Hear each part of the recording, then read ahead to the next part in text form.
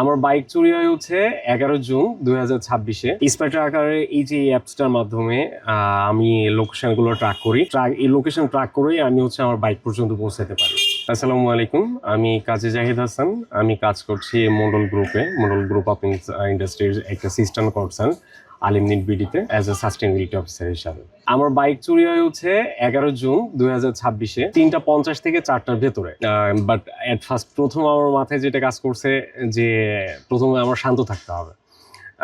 হচ্ছে আমার মাথায় প্রথমে আসছে যে আমার জিপিএস ট্র্যাকার লাগানো আছে, সো কিছু না কিছু হয়তো বা হবে। হচ্ছে আমি যখন স্পাই ট্র্যাকারের অ্যাপসটা অন করি, অন করার সাথে সাথে দেখি যে আমার গাড়ি তখন অলরেডি রান করতেছে, মুভ করতেছে মোটামুটি 80+ স্পিডে।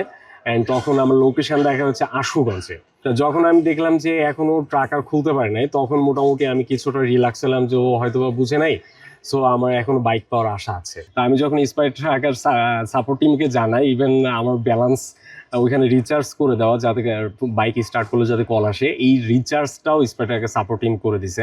অ্যান্ড আমি হচ্ছে সবসময়, ইভেন তারা হচ্ছে আমাকে বলছিল যে আপনি বারবার হচ্ছে আপনার ফোনের চার্জ নষ্ট করেন না, আপনি রিল্যাক্সে আপনি শুধু একটা লোকেশন ধরে যান, আদার্স এইখান থেকে আমরা সবকিছু মনিটর করতেছি।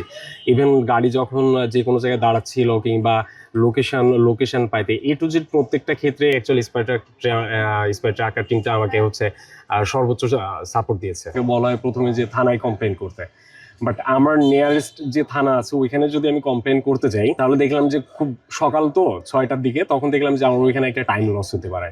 তো এই জন্য আমি জাস্ট হচ্ছে থানায় কমপ্লেন না করে আমি সোজা হচ্ছে আমার যে স্পাই ট্র্যাকারের লোকেশন, আমাকে যে লোকেশন দেখাচ্ছিল, আমি বাইকটা ওই ট্র্যাকারের লোকেশন অনুযায়ী আমি আগাইতে থাকি। আমি লাস্ট ওদের লোকেশনটা দেখি হচ্ছে ব্রাহ্মণবাড়িয়া আখাউড়া।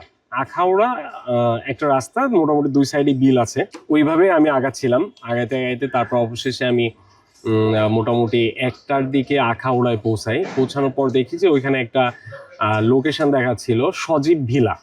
যে সজীব ভিলা, ওই বাড়ির ভেতরে আমার বাইকটা রাখা আছে। তারপর হচ্ছে ওই যে স্পাই ট্র্যাকের যে লোকেশন, ওই লোকেশন ওয়াইজ বাড়ির ভেতর দিয়ে যেয়ে একটা ঘরের ভিতরে অ্যাট লাস্ট বাইকটা পেলাম।